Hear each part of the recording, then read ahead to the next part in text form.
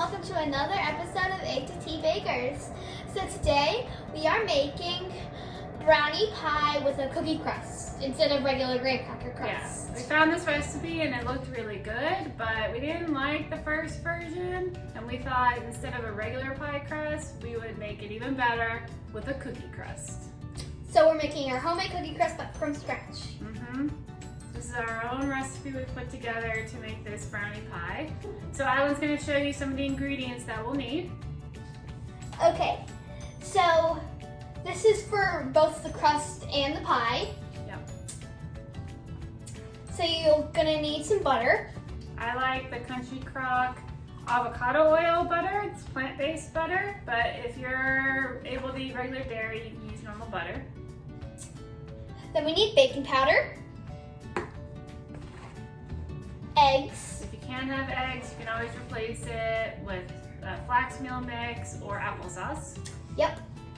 You're gonna need vanilla extract, sugar. Oh my god, this is heavy. Yep, regular granulated sugar. And then you're gonna need brown sugar, baking cocoa,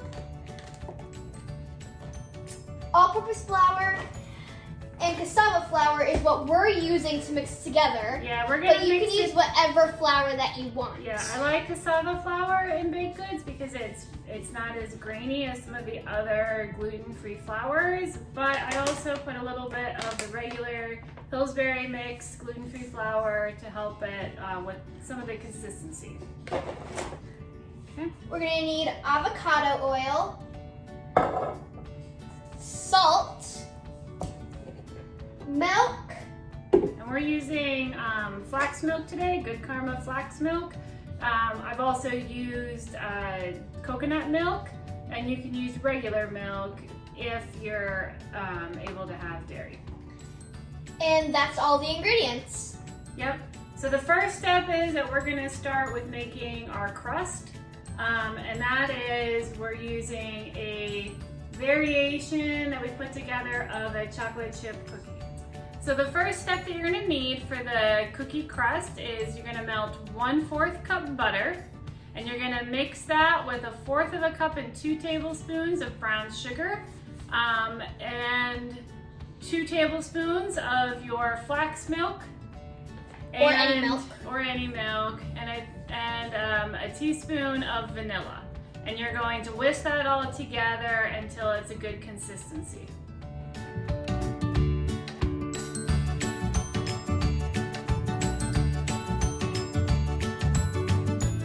Okay, so once you're done mixing that all together, it should look something like this. I'm trying not to spill this.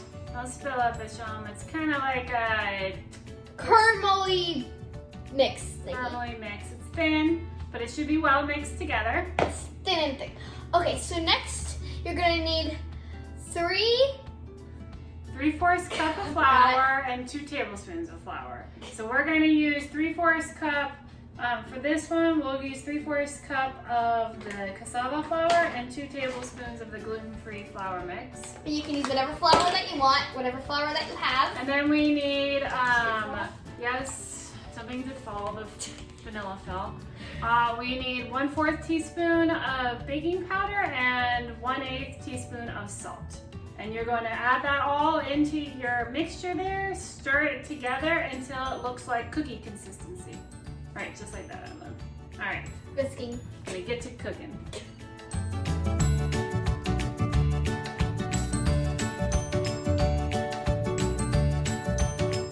So once you're done, it should look like cookie batter.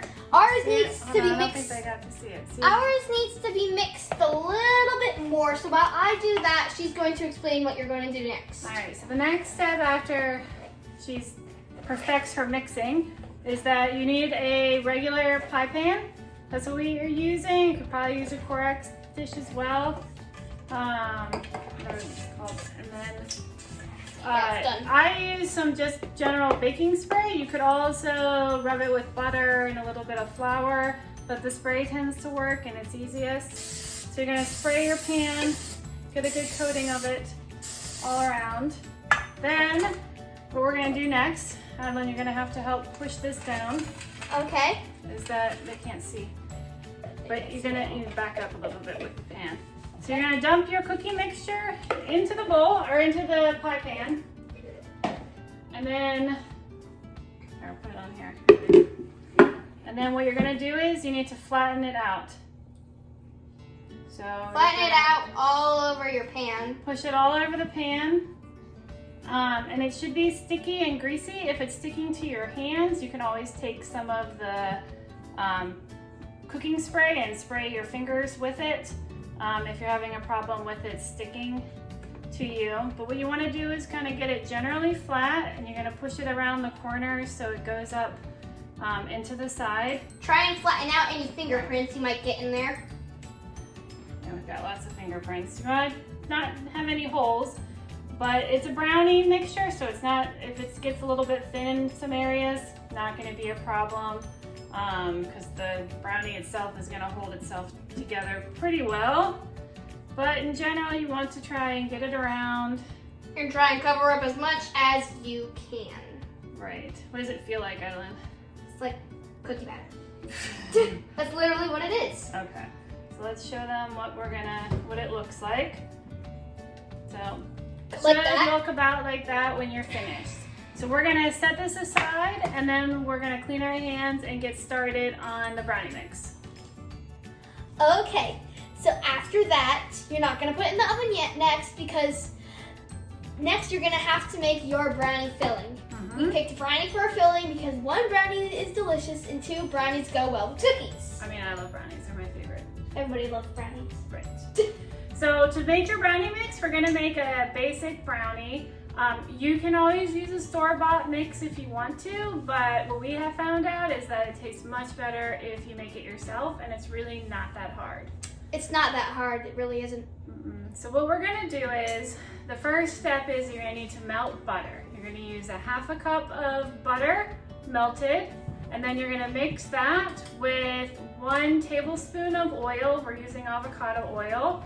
And then you're going to whisk that together really, really well until it's mixed. Oh, I almost forgot the sugar. This would not be good at all if you didn't add sugar to it. So you want to mix your melted butter, your cooking oil, so it's a 1/2 cup melted butter, tablespoon of cooking oil, and the sugar. So in this case, you're going to use regular white sugar. We've got Domino's golden sugar, but you can use whatever sugar that you have. Yep, and you're going to use 1 cup, 1 1/8 cup of sugar. So 1 cup and 1/8. I don't have an 1/8 cup measure, so I just eyeball it with my 1/4 cup. If you have a little bit too much sugar, not a problem. If you're a little under sugar, also would be fine. So you're going to start by mixing together the melted butter, the oil, and the sugar.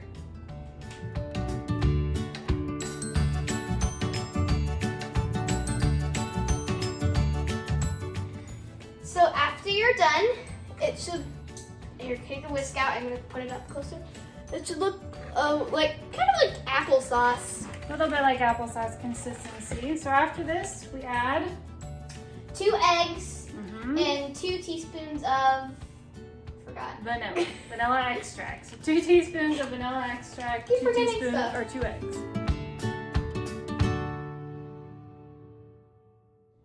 So after you're done, it should go back to look, it should be like what the cookie looked like caramely. It'll be very liquidy. It's gonna pour. So you can see it moving around. It's very liquidy. Liquidy caramel, kind of. So preheat the oven. Oh yeah, to 350 degrees. Yep, go ahead and turn your oven on to 350. And then what we need to do next is add a 1/2 cup of flour and a 1/2 cup of cocoa powder. So for this one, we're just gonna use the gluten-free Pillsbury mix, 1/2 cup of this, and then we have our regular cocoa powder. And you're also gonna add 1/4 teaspoon of salt. So after you're done mixing it, it should look like brownie mix. Yep, you want it to see air bubbles in there, but no chunks. No chunks, just mostly air bubbles. Nice and smooth with some air bubbles. So give it one more big stir, and then we're going to get our cookie crusts that we've made, and we're going to pour it into the cookie crust. All right, go ahead and pour it in onto need a spoon. I'll hold it, you scoop it in. Got nice, beautiful brownie batter. This looks so satisfying. It does actually. Alright, gotta all out. Alright, smooth it around. You want it to be generally distributed around your pie. Yep. Once she's done, okay, she's done. Okay, so once you're done with that, Then you're gonna put it in this your... suddenly got a lot heavier. Right, So it look like don't that. drop it. I'm not dropping it. Okay. It should look like that. Alright, so then you're gonna put it in your oven and you're gonna bake it anywhere between 21 and 35 minutes. It really depends on your individual oven. I know our last oven, everything took 10 minutes longer than it was expected. The new oven cooks a lot faster. So 21 to 35 minutes, and we'll be back to show you the final result.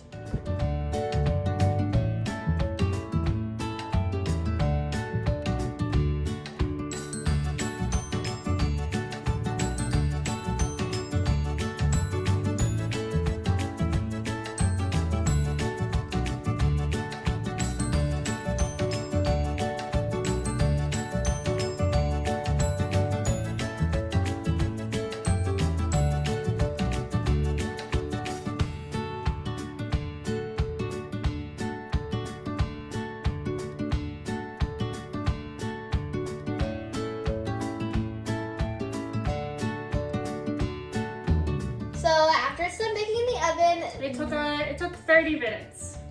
30 minutes, we had to kind of add a little bit more to it. And that's what it's gonna look like. I had poked mine a little too hard, so we got a hole in the middle. Yeah, it'll still taste good. Doesn't make a difference. Yep, so you need to let it cool fully beforehand, but it could still definitely be, well, I guess you don't have to let it cool fully, but you need to cool long enough that you can get it out of the pan. And then it won't burn your tongue when you eat it. Right, we're gonna let it cool for a little bit and then we'll try it. The other thing we don't have, but it would also be good, would be some vanilla ice cream on top. Yeah. Okay, once it's cooled, then you want to eat it because Right. it will be delicious. So we just have a little piece out, but you can see when you cut it, well, maybe we can see on this one, where it's nice and it's got that brownie crisp on top, but it's nice and fudgy in the middle, and then you have your cooked cookie on the bottom. It looks like on a fork. All Does that right, feel like it? give it a taste. Let's see, is it good? I only tasted the cookie crust so far. I'm tasting it one by one. That's good. This would be excellent with vanilla ice cream on top. You said that in the last one. I know, but I'm reiterating that this would be good with, I wish I had vanilla ice cream. If you did, then could I have some? Well, yeah, because it would be excellent with vanilla ice cream on top of it. Mm-hmm. So this verdict is, it's really yummy. Ours is still a little bit too warm, but it's very good. You definitely don't want to overcook it. You want that gooey fudginess in the middle so it doesn't get too dry. All right, I'm gonna say goodbye to the folks. Yes. Okay. So please subscribe and like our video and leave a comment of what you think we should bake next. Yep, we'll take suggestions. We have, we're happy to bake anything that we can. All right, well, I'm gonna post the ingredients in the comment section for you so you can find them. And otherwise, I guess we will see you in our next baking video. Bye.